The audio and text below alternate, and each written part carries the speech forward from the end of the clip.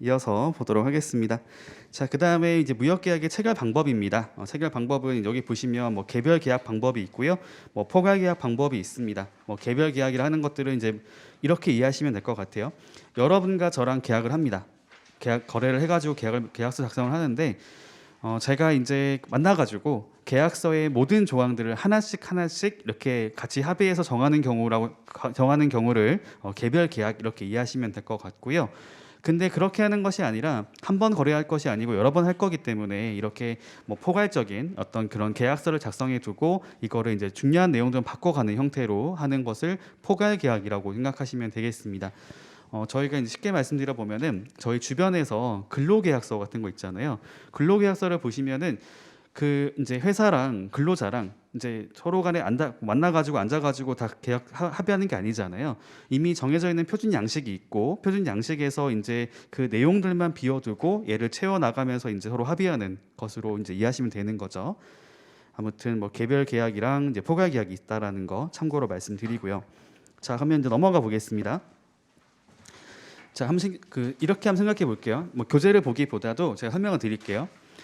아까 전에 제가 언급했었던 대류법계라고 하는 거하고 영위법계라고 하는 것이 있는데 여기서 이제 특징이 하나 또 뭐가 나오냐면은 제가 아까 언급했던 것 중에 이제 무역계약의 성립을 이제 엄격하게 하는지 아니면 되게 완화시켜 줬는지가 언급한 게 있었잖아요. 말한 게 있었는데 저 영위법계 같은 경우는 기본적으로는 서면 계약을 중요시합니다.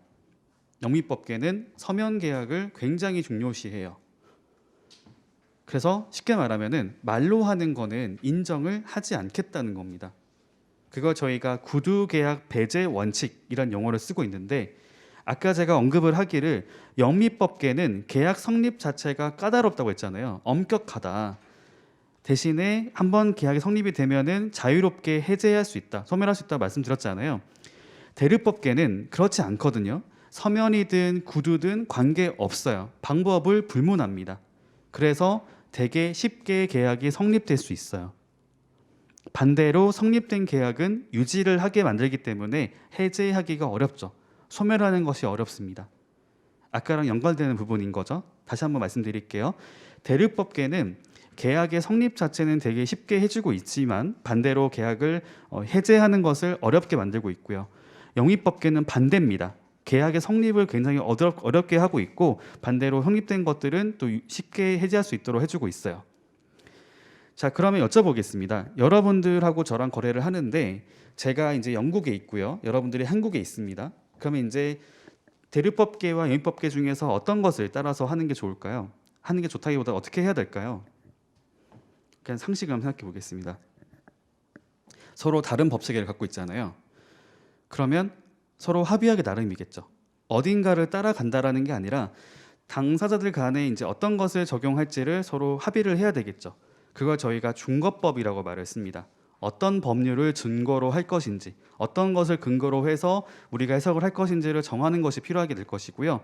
그 준거법에 따라서 이제 적용되는 것이 바뀔 수가 있기 때문에 그때 바뀌는 내용에 따라서 계약을 이행하면 되는 거겠죠. 자, 일단은 여기 보시면 이제 무역계약서 작성이라고 하는 것이 있는데요. 일단 생각할 게 뭐냐면은 영미법계는 반드시 이것이 필요할 것 같아요. 그렇죠? 기본적으로.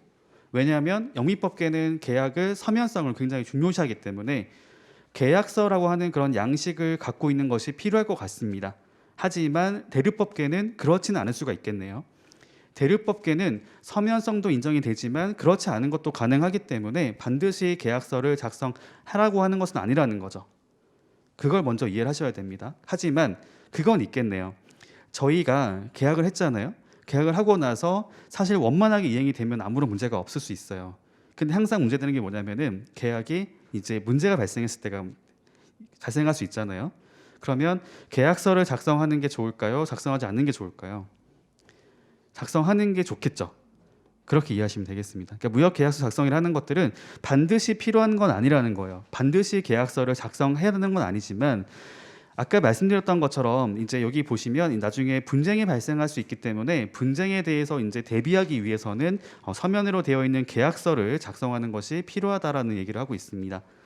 왜냐하면 이제 기본적으로 그 말로 한 것들은 기록해 놓고 있지 않으면은 나중에 알 수가 없잖아요. 흔히 말하면 딴소리 할 수 있거든요. 내가 언제 그런 말 했었냐라고 할 수 있기 때문에 그런 것들을 이제 방지하기 위해서라도 무역 계약서를 작성하는 것이 필요할 것 같다. 필요하다라고 얘기하고 있습니다.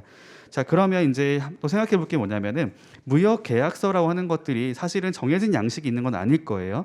그렇죠. 딱 정해진 양식이 있다고 해서 하는 건 아니겠지만 각 법계들마다 각 국가들마다 표준 양식이라고 하는 것들이 있을 거거든요. 그렇죠. 표준 양식이라고 하는 것이 있는데 거기 안에 보통 들어가는 그런 계약의 내용들이 있을 겁니다. 계약서에 들어가는 내용들을 저희가 계약 조건 또는 계약 조항이라 말을 쓰거든요. 조건 또는 조항이라 말을 쓰는데 여기 보시면 무역 계약서에 들어가는 조건이나 조항을 대해서 여러 가지가 있겠죠. 정말 엄청 많을 수가 있어요.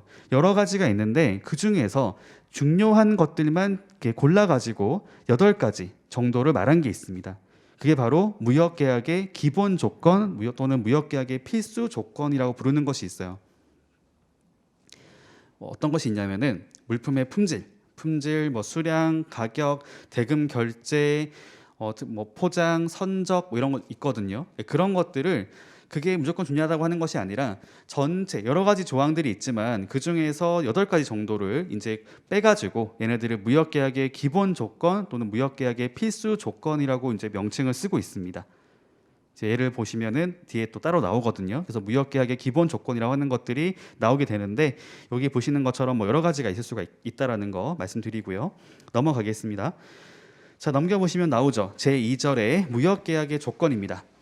무역계약 조건은 이제 아까 말씀드렸던 것처럼 여러 가지가 있어요. 여러 가지가 있는데 그 중에서 지금 말하는 게 뭐냐면은 이제 밑에 보시면 이제 무역계약의 8대 조건이라고 하는 것이 있다는 거죠.